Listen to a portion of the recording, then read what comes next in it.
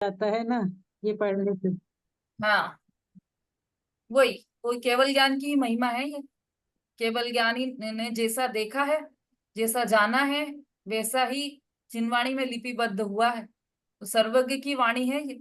सर्वज्ञ की वाणी पर विश्वास करके हमें आगे बढ़ना चाहिए।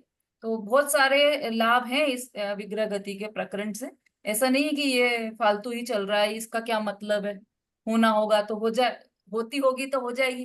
कि हमारे ज्ञान की भी तो सामर्थ्य इतनी होना चाहिए, हमारे ज्ञान में स्पष्टता इतनी होना चाहिए कि ये ऐसी एक गति यह भी होती है जिसे विग्रह गति कहते हैं, है ना।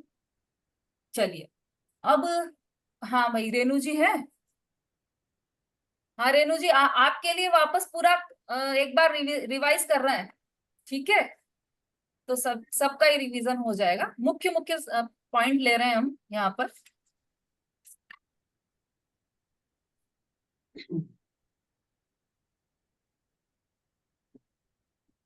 तो कुछ अपन क्वेश्चन के रूप में भी ले सकते हैं सबको, क्योंकि पता है। उससे पहले मैं एक बात आप सबसे कहना चाह रही थी 2-3 दिनों से, कि चूंकि हम सभी साधर्मी हैं, और पंडित गुलाब चंद जी हैं बीना वाले।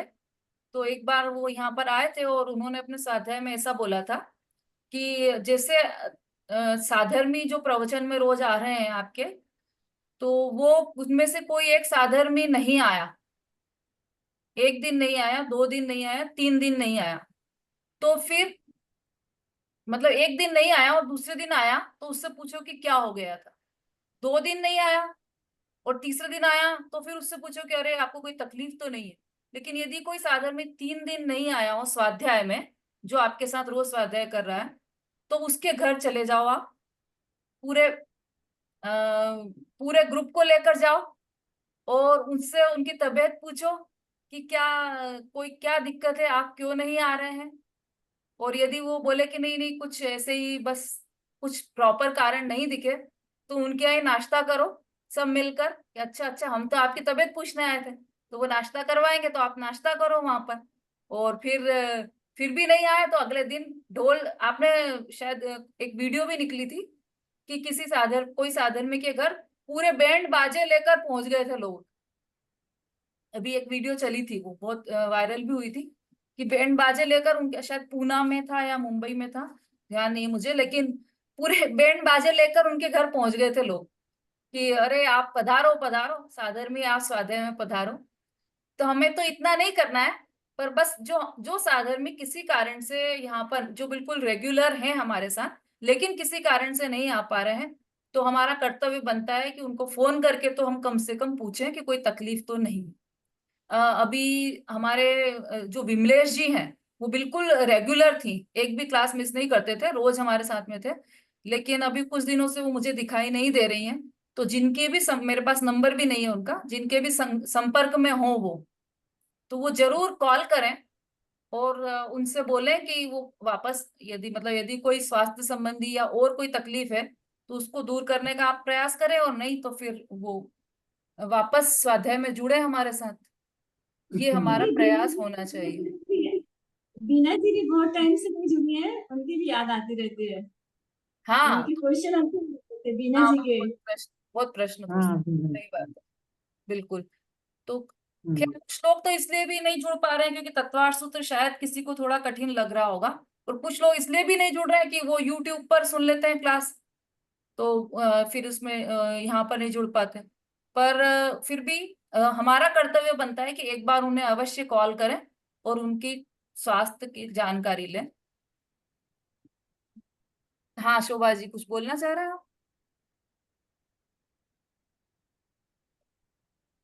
बीना जी बहुत दिन से नहीं दिख रही, वही बोल रही थी मैं, बीना जी बहुत दिन हम्म। से नहीं दिख हाँ हाँ, तो वो आप लोग ग्रुप में से भी नंबर निकाल के या फिर कैसे भी उनको एक बार कांटेक्ट करने की कोशिश किया कीजिए। हाँ जी रेणु जी बोली। दीदी बीना जी बीमार चल रही हैं। अच्छा।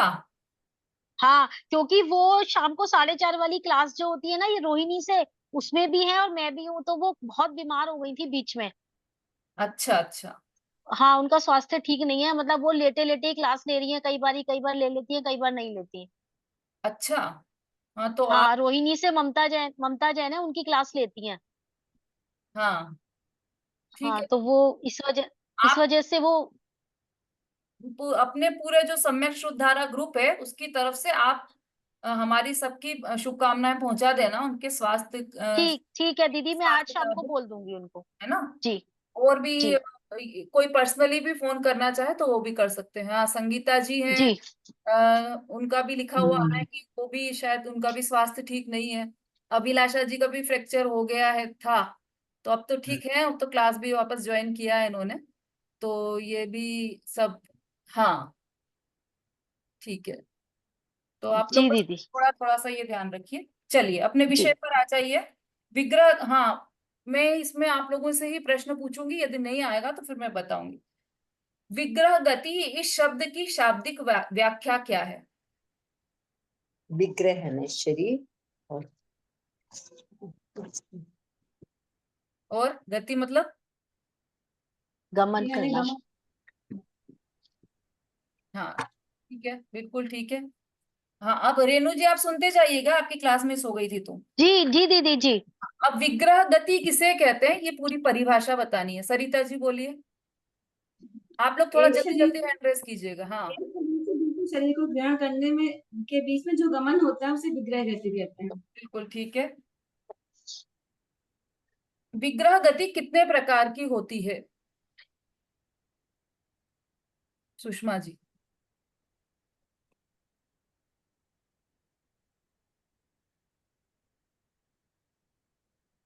विग्रह गति 4 प्रकार की होती है।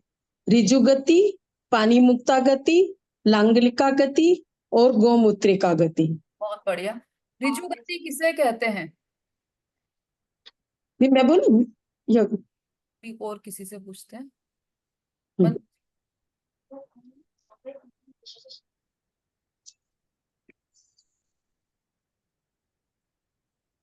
क्या हुआ, मंजू जी बोलिए जल्दी।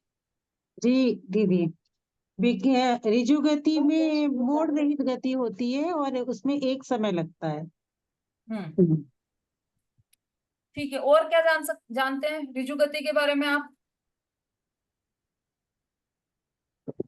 और जो संसारी जीव है वो आहारक होते हैं उसमें, और मुक्त जीव अनाहारक होते हैं। हाँ, और मुक्त जीवों की ऋजु गति ही होती है। जी जी। ठीक है।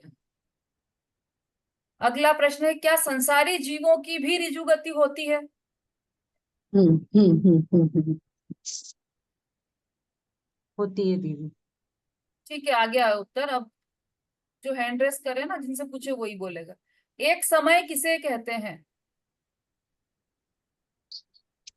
नमिता जी?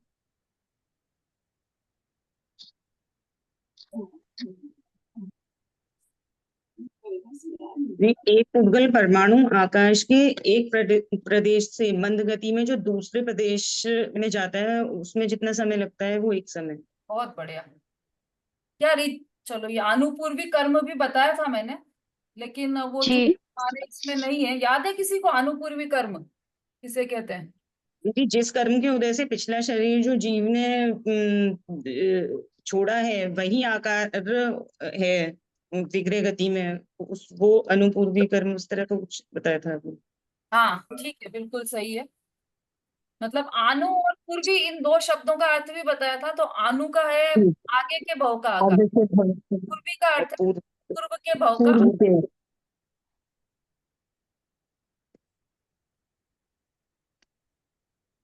इसमें और विशेष बात यह है कि जो विग्रह गति में जो तीन गतियां हैं, उनमें तो पूर्व शरीर का ही आकार रहता है। लेकिन ऋजु गति है, उसमें आनुपूर्वी नाम कर्म का उदय नहीं रहता। तो वहां पर औदारिक मिश्र वैक्रिक मिश्र का योग रहता है। अभी थोड़ा सा बड़ा चैप्टर, मतलब एक प्रकरण अलग हो जाएगा ये मिश्र वाला, तो इसको आप इतना ही समझिए बस। चलिए, अब दूसरी गति कौन सी है और उसकी परिभाषा बताइए, उनसे- उनसे- वंदना जी। जय दीदी। हाँ। दूसरी गति पाड़ मुक्ता गति है। हम्म जो गति एक मोड़ ले उसे पाणिमुक्ता गति कहते हैं। इसमें एक मोड़ 2 समय लगता है। एक मोड़ में 2 समय लगते हैं, ठीक है। और क्या जानते हैं पाणिमुक्ता गति के बारे में आप?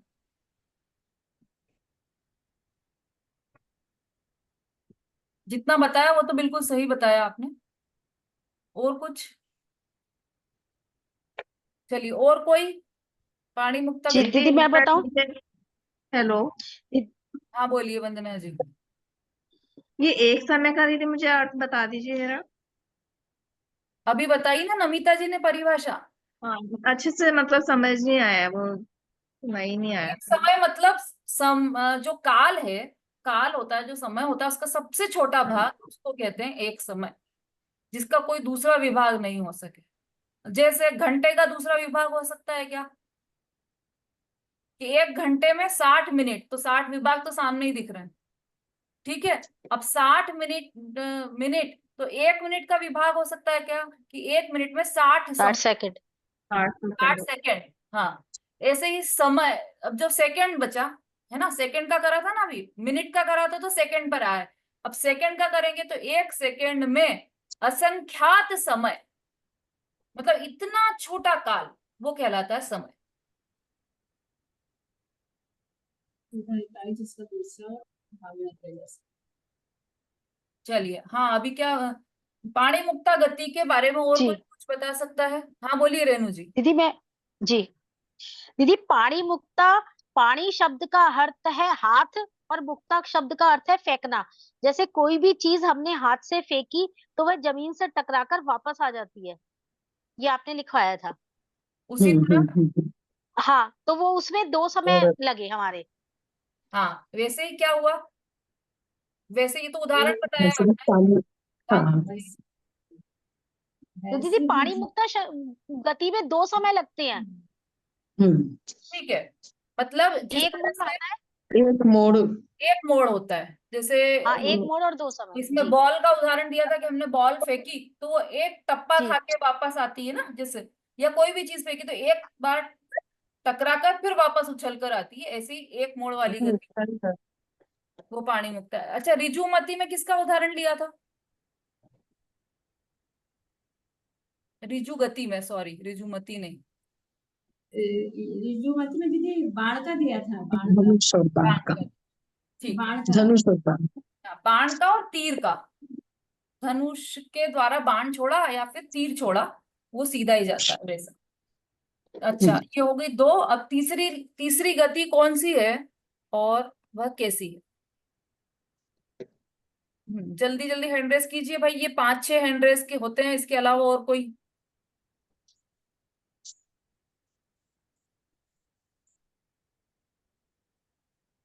हाँ अभिलाषा जी।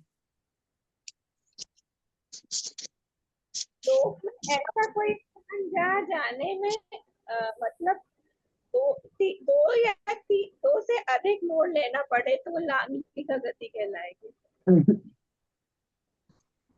सही है दीदी। फिर से बोलिए।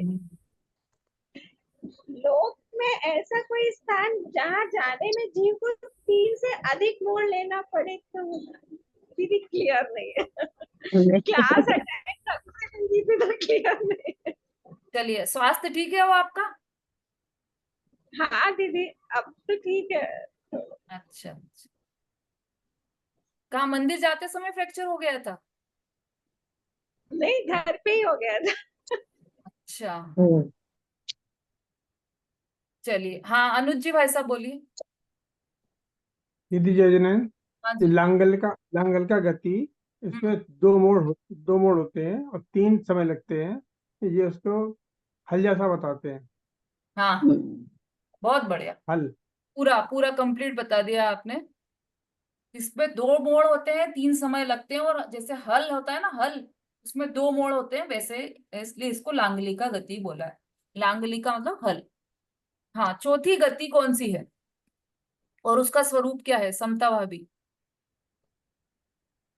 भैया आप लोग हैंड रेज नहीं करेंगे तो इन्हीं लोगों से मुझे वापस पूछना पड़ेगा। हाँ बोलिए।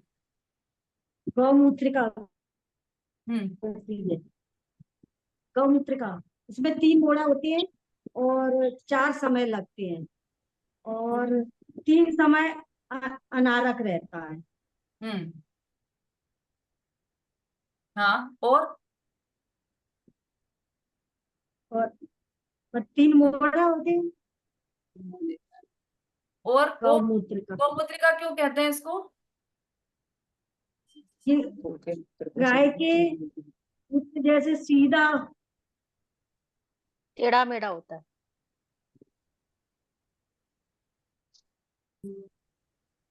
चलो कोई, हाँ सरिता जी बोलिए। जैसे दीदी गौमूत्रिका में जैसे गाय का मूत्र जमीन में गिरता है तो 3 मोड़ लेता है, तो वैसे ही गौमूत्रिका गति में भी 3 मोड़ लेते हैं। चौथे मोड़ में, चौथे समय में 3 समय भी लगते हैं और 3 मोड़ भी लेते हैं। चौथे समय में जीव अपने जन्म स्थान तक पहुंच जाता है और इसमें अनाहरक रहता है जीव। अनाहारक रहता है? आहारक रहता है, आहारक। नहीं नहीं नहीं नहीं नहीं नहीं नहीं नहीं, 3 समय अनाहारक, चौथे समय ठीक है, अनाहारक। अनारक रहता है। अनाहारक। अरे भाई मत बोलिए। आहारक से ठीक है, सही बोला आपने। और वो चलती हुई गाय का है उदाहरण उसमें, है ना? स्थिर जी। गाय का उदाहरण नहीं है। गाय जो है वो चलती हुई गाय, उसका उदाहरण है ना? क्योंकि वो टेढ़ा मेढ़ा जाएगा, यदि वो चल रही है तो वो टेढ़ा मेढ़ा जाता है। ऐसे ही है गति टेढ़ी मेढ़ी। टेढ़ी मेढ़ी मीन्स चाहे जैसी नहीं होती, तो श्रेणी में ही है, लेकिन यहाँ फिर वहां फिर वहां फिर वहां, इस तरह से टेढ़ा मेढ़ा होके जाता है, इसलिए इसे गोमूत्रिका गति कहते हैं। अच्छा, जब जीव एक शरीर को छोड़कर दूसरा शरीर धारण करता है, नया शरीर धारण करता है, तब कौन सा योग और कौन सा शरीर निमित्त रूप रहता है?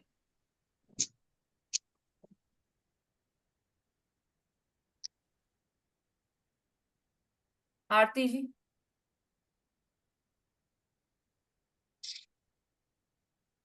इसमें जब वो विक्रय गति में जीव होता है तो उसमें तेजस और कारमांड शरीर होते हैं, 2 ही शरीर होते हैं, मतलब 2 ही वो होते हैं कारण।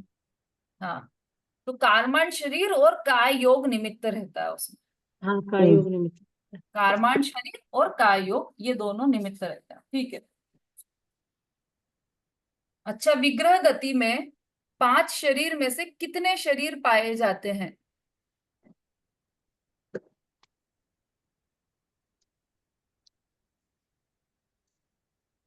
ये तो बहुत सरल है, इसमें तो सबके हैंड रेज होना चाहिए, क्योंकि बहुत बार चल गया है।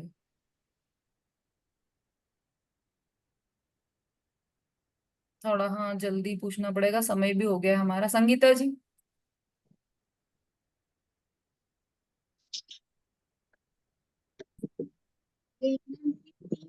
हम्म।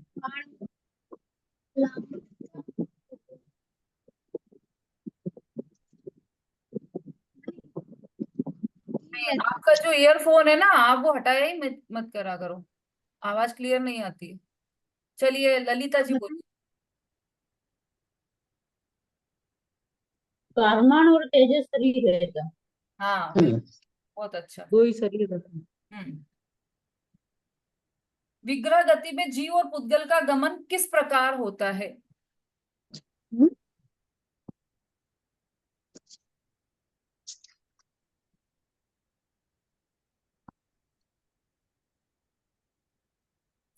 हाँ सुनीता जी बोली। श्रेणी के अनुसार होता है दीदी। अरे सुनीता जी बोला है मैंने।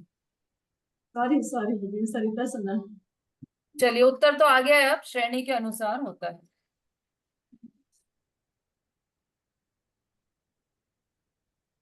श्रेणी किसे कहते हैं नमिता जी? दीदी, जो विग्रह गति में जीव जब एक शरीर से दूसरा शरीर ग्रहण करता है तो वो जो जिन दिशाओं में जाता है, सीधा, ऊपर नीचे, ये श्रेणी है। ये 6 जो दिशाएं हैं। 6 दिशाएं तो दिशा है, उन दिशाओं में भी जाता है तो वो श्रेणी में ही जाता है। तो श्रेणी किसे कहते हैं?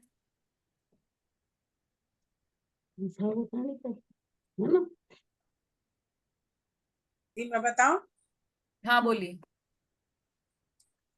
लोक के मध्य भाग से ऊपर नीचे तथा तिर्यक दशा में क्रमशः हारबद्ध रचना वाले प्रदेशों की पंक्ति को श्रेणी कहती है। ठीक है, मतलब इसको सरल शब्दों में हम कह सकते हैं कि आकाश के प्रदेशों में आकाश के प्रदेशों की पंक्ति का नाम श्रेणी है। वास्तव में तो वो आकाश में ही है, वो कोई द्रव्य नहीं है। ठीक है, अब देखो श्रेणी, अनुश्रेणी, विश्रेणी भी होती है, लेकिन अपन ने उसका डिटेल नहीं लिया है। अब अंतिम प्रश्न, सब लोग म्यूट कर लीजिए अपना, जहां से आवाजें आ रही है। श्रेणी के अनुसार जीव पुद्गल कितनी दिशा में गमन कर सकता है और कौन कौन सी?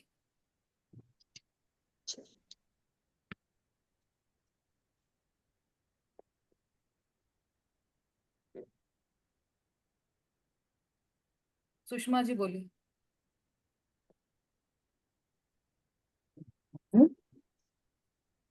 हाँ सुषमा जी बोली। दीदी हाँ 6 दिशाओं में गमन कर सकता है। पूर्व से पश्चिम, उत्तर से दक्षिण, ऊपर से नीचे, और फिर 3 इनके उल्टे, जैसे कि पश्चिम से पूर्व, दक्षिण से उत्तर और नीचे से ऊपर।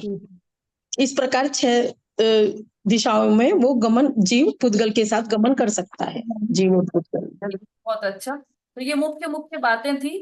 अच्छा हाँ, एक प्रश्न और पूछ लेते हैं इसमें से।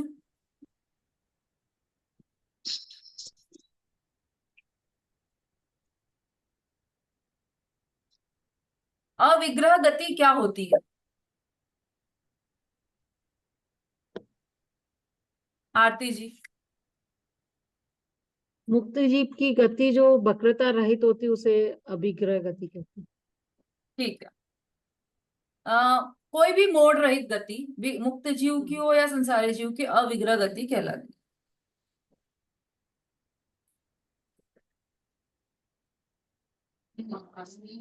अब विग्रह, अब आपका होमवर्क मैं बता रही हूँ आपको, विग्रह गति और अविग्रह गति, इन दोनों में क्या अंतर है, तो ये पॉइंट्स में लिखकर लाना है ना। अभी तो आज लास्ट कक्षा है ना, आज थर्सडे है ना आज। हाँ 3 दिन है आपके पास, फ्राइडे सैटरडे संडे, 3 दिन में आप ये पॉइंट्स लिख कर लाइएगा। इसके विग्रह गति और अविग्रह गति में क्या अंतर है। ठीक है, चलिए फिर उसके बाद हम हमारा नया प्रकरण प्रारंभ कर देंगे। पहले आपसे होमवर्क पूछेंगे, फिर उसके बाद नया प्रकरण हमारा प्रारंभ हो जाएगा मंडे से। हाँ अभी कोई किसी का कोई प्रश्न तो नहीं है इस संबंध में, तो 1 मिनट में आप प्रश्न ले सकते हैं। जिनका प्रश्न हो वो वही हैंड रेज रखें, बाकी सब लोग हैंड डाउन कर लीजिए और अपना म्यूट भी कर लीजिए। हाँ रेनू जी बोली।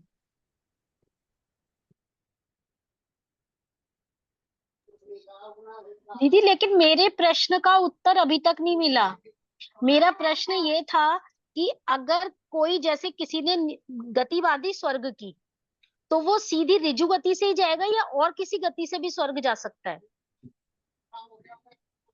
अरे भाई, पहली बात तो स्वर्ग हो चाहे नरक हो चाहे तिर्यंच हो चाहे मनुष्य हो, इस गति से ऋजु गति का कोई संबंध नहीं है, लेकिन किस स्थान पर जन्म लेगा इस बात से संबंध है। ठीक है, अब किसी क्या प्रश्न है आपका कि देवगति में किसी का जन्म हुआ, तो यही प्रश्न है ना। हाँ मनुष्य गति जी। में तो अभी मैंने बताया था, फिर से बता रही हूँ, यहाँ से जन्म लिया, यहाँ से यहाँ मरण हुआ उसका, और जी यहाँ बिल्कुल सीधे ऊपर जन्म लेना है, तो वो ऋजु गति हाँ से जाएगा। लेकिन जी देवगति में तो जन्म होना है, लेकिन देवगति में इधर की तरफ जन्म होना है उसका, अच्छा जाएगा और फिर इधर जाएगा, तो मोड़ वाली गति। जी ठीक ठीक ठीक है दीदी, समझ में आ गया, अब समझ में आ गया। रिकॉर्डिंग सुन लेना, उसमें पूरा क्लियर हो जाएगा। जी हाँ जी, और कोई प्रश्न तो नहीं है? ठीक है। हम क्लास अपनी पूरा विराम लेंगे। हाँ मंजू जी बोली। दीदी अनुपूर्वी जो आपने बताया है ना, ये बाकी के 3 गति में अनुपूर्वी कर्म का उदय नहीं होता, लेकिन इसमें होता है, एक में ऋजु होता गति। है, ऋजु गति में। तो वो कैसे होता है ये नहीं समझ में आया मुझे। ये अणु का बता दिया था आपने, आकार, अणु माने कि आगे का भव, और पूर्व माने पीछे का भव, का पूर्व आकार, का पूर्व भाव का आकार, आकार, हाँ पूर्व भर्व का आकार, तो ये आकार का मतलब यहाँ क्या है और ये कैसे वर्क मतलब विग्रह करेगा? गति में जब जीव रहता है ना, तो उसका जी जैसे मनुष्य गति से पशु गति में गया हो, तिर्यंच गति, जैसे वो यहाँ मनुष्य था और आगे उसको बनना है पशु, गाय बनना है जैसे उसे, तो उस विग्रह गति में उसका आकार पशु रूप रहेगा कि गाय रूप रहेगा? आत्मा किसी न किसी आकार में तो रहेगा, और वो जो कारमान शरीर और तेजस शरीर वो भी किसी किसी आकार में तो रहेंगे, तो वो किस आकार में रहेगा उसके लिए अनुपूर्वी कर्म ये डिसाइड करता है कि वह जीव विग्रह गति में किस आकार में रहे। तो कुछ गतियां ऐसी होती है जिसमें कि वो पिछले भाव वाले ही आकार में रहता है और फिर जन्म स्थान पर जाकर अपना आकार लेता है, और फिर कुछ गतियां ऐसी होती है जिसमें जीव जन्म मतलब मरण के बाद तुरंत बाद ही अगले जन्म के आकार में आ जाता है, तो उसके लिए है वो अनुपूर्वी। तो ये सिर्फ ऋजु गति में ही लगेगा दीदी? उसका और डिटेल आप पढ़ लेना तत्वार सूत्र में से। हाँ सुषमा जी बोलिए। हाँ दीदी, एक चीज मालूम करनी थी। जैसे इसमें 26वें सूत्र में लिखा हुआ है कि जब पुद्गल का शुद्ध परमाणु अति शीघ्र गमन करके एक समय में 14 राजु गमन करता है, तब वह श्रेणीबद्ध सीधा ही गमन करता है।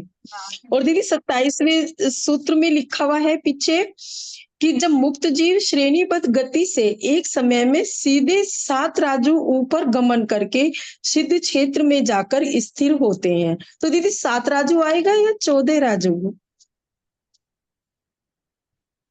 ये कुछ ऐसा कंफ्यूज हो रहा है। भाई कहाँ से जाएगा? मुक्त जीव नरक से तो जाएगा नहीं, निगोद से तो जाएगा हाँ। कहाँ से जाएगा? मनुष्य गति से ही हो, मनुष्य तो मनुष्य गति से आगे तो फिर 7 राजू ही बचे ना। अच्छा, और नीचे से फिर अगर कोई जाएगा तो वो पूरा 14 राजू हो जाएगा। अगर कोई नीचे से ऊपर एकदम सीधा संसारी जीव संसारी जीव अगर संसारी जीव तो जाएगा नहीं सिद्ध शिला पर, परमाणु की बात है इसीलिए पुद्गल परमाणु का लिखा है। अच्छा, संसारी जीव सिद्ध शिला पर तो जा नहीं सकता, नहीं। हाँ। ये परमाणु जा सकता है, तो परमाणु को 14 राजू बोलते हैं। अच्छा, ठीक है दीदी। चलिए जिनवाणी स्तुति। जावाणी के ज्ञान से सूझे लोकालो,